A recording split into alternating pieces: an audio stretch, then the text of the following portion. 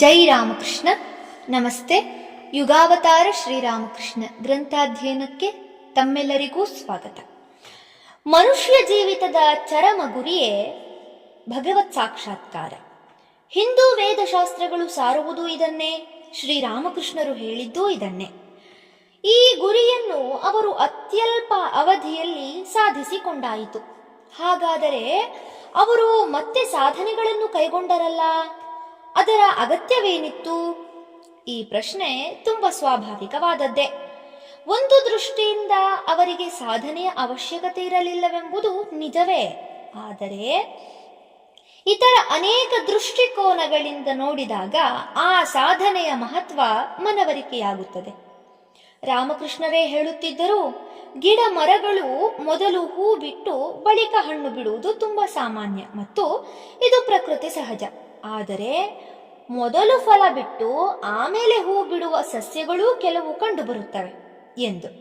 ಸಾಧನೆಯ ಕ್ಷೇತ್ರದಲ್ಲಿ ರಾಮಕೃಷ್ಣರ ಮನೋವಿಕಾಸವಾದದ್ದು ಎರಡನೆಯ ವರ್ಗದ ಸಸ್ಯಗಳಂತೆ. ಅವರ ವಿಷಯದಲ್ಲಿ ಇಂತಹ ಅಪೂರ್ವ ಬೆಳವಣಿಗೆಗೆ ಅನೇಕ ಕಾರಣಗಳಿದ್ದುವು. ಶ್ರೀರಾಮಕೃಷ್ಣರು ವೇದೋಪನಿಷತ್ತುಗಳನ್ನಾಗಲಿ ಆಗಮ ದರ್ಶನಗಳನ್ನಾಗಲಿ ಅಧ್ಯಯನ ಮಾಡಿದವರಲ್ಲ. ಆಧ್ಯಾತ್ಮಿಕ ಸಾಧನೆಗಳ ವಿಷಯದಲ್ಲಿ ಶಾಸ್ತ್ರಗಳು ಏನು ಹೇಳುತ್ತವೆ, ಯಾವ ಯಾವ ನಿಯಮಗಳನ್ನು ಹಾಕಿವೆ ಎಂಬೀ ವಿವರಗಳು ಅವರಿಗೆ ತಿಳಿದದ್ದು ಅತ್ಯಲ್ಪ. ಅವರು ತಮ್ಮದೇ ಆದ ರೀತಿಯಲ್ಲಿ ಸಾಧನೆಗಳನ್ನು ಕೈಗೊಂಡಾಗ ಅನೇಕ ಅದ್ಭುತ ದರ್ಶನಗಳನ್ನು ಕಂಡಿದ್ದರು, ಅನುಭವಗಳನ್ನು ಪಡೆದಿದ್ದರು, ಆನಂದವನ್ನು ಸವಿದಿದ್ದರು. ಆದರೆ ಈ ಅನುಭವಗಳಿಗೆಲ್ಲ ಪ್ರಮಾಣ ಯಾವುದು? ಶಾಸ್ತ್ರಗಳು ಎಂದ ಮೇಲೆ ಈ ಪ್ರಮಾಣಗಳೊಂದಿಗೆ ತಾಳೆ ಹಾಕಿ ನೋಡಿದ ಹೊರತು ಅವರ ಅನುಭವಗಳು ನಿಜವೋ ಅಥವಾ ಕೇವಲ ಭ್ರಮೆಯೋ ಎಂದು ಹೇಳಲಾಗುವುದಿಲ್ಲ. ಆದ್ದರಿಂದ ಅವರೀಗ ಶಾಸ್ತ್ರೋಕ್ತ ವಿಧಾನಗಳನ್ನು ಅನುಸರಿಸಿ ಅವುಗಳ ಪರಿಣಾಮವನ್ನು ಕಂಡುಕೊಳ್ಳಬೇಕಾಯಿತು.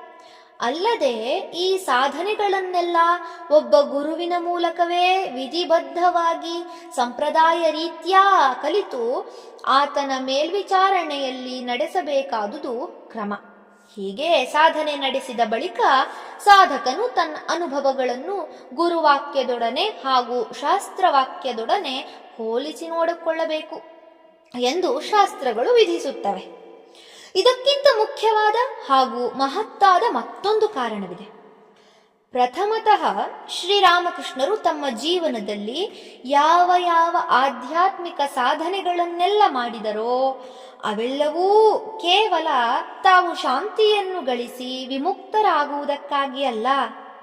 ಜಗತ್ ಕಲ್ಯಾಣವೆನ್ನುವುದು ಕೇವಲ ಹಣದಿಂದ ಸಾಧ್ಯವಾಗುವುದಿಲ್ಲ ಎನ್ನುವ ಮಾತು ಹಣವಂತರ ಜೀವನಗಳನ್ನು ಪರಿಶೀಲಿಸಿದಾಗ ಸ್ಪಷ್ಟವಾಗುತ್ತದೆ.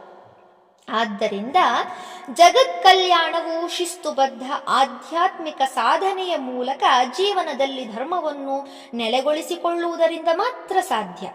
ಆದರೆ ಈ ಆಧ್ಯಾತ್ಮಿಕ ಸಾಧನೆ ಒಬ್ಬೊಬ್ಬರ ವಿಷಯದಲ್ಲೂ ವಿಭಿನ್ನವಾದದ್ದು. ಮನುಷ್ಯರ ಸ್ವಭಾವ ಒಬ್ಬೊಬ್ಬರದು ಒಂದೊಂದು ಬಗೆ. ಅವರವರ ಸ್ವಭಾವಕ್ಕೆ ಅನುಗುಣವಾಗಿಯೇ ಅವರವರ ಸಾಧನೆ ಮಾಡಿ ಸಿದ್ಧಿಯನ್ನು ಕಂಡುಕೊಳ್ಳಬೇಕಾಗುತ್ತದೆ. ಮನುಷ್ಯರ ವಿವಿಧ ಸ್ವಭಾವಗಳಿಗೆ ಅನುಗುಣವಾಗಿ ವಿವಿಧ ಭಾವಗಳಿಂದ ಕೂಡಿದ ಆಧ್ಯಾತ್ಮಿಕ ಸಾಧನೆಗಳಿವೆ. ಉದಾಹರಣೆಗೆ ಶಾಂತ ಭಾವ, ಮಧುರ ಭಾವ, ಸಖ್ಯ ಭಾವ, ವಾತ್ಸಲ್ಯ ಭಾವ, ಸಂತಾನ ಭಾವ ಹಾಗೂ ದಾಸ್ಯ ಭಾವ ಎಂಬಿವು ಭಕ್ತಿ ಮಾರ್ಗದ ಮುಖ್ಯ ಪ್ರಭೇದಗಳು. ರಾಮಕೃಷ್ಣರು ಈ ಎಲ್ಲ ಭಾವಗಳ ಮೂಲಕವೂ ಸಾಧನೆ ಮಾಡುವ ಪರಿಯನ್ನು ನಾವು ನೋಡಲಿದ್ದೇವೆ. ರಾಮಕೃಷ್ಣರು ಈ ವಿವಿಧ ಭಾವಗಳ ಮೂಲಕ ಸಾಧನೆ ಮಾಡ ಹೊರಟಿದ್ದರ ಉದ್ದೇಶ ಪ್ರಧಾನವಾಗಿ ಎರಡು.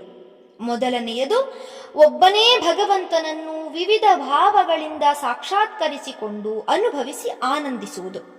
ಎರಡನೆಯದು ಮುಂದೆ ತಮ್ಮ ಬಳಿಗೆ ಬರುವ ವಿಭಿನ್ನ ಸ್ವಭಾವದ ಸಾಧಕರಿಗೆ ಅವರ ಭಾವಗಳಿಗೆ ಅನುಗುಣವಾದ ಮಾರ್ಗದರ್ಶನ ನೀಡುವುದು.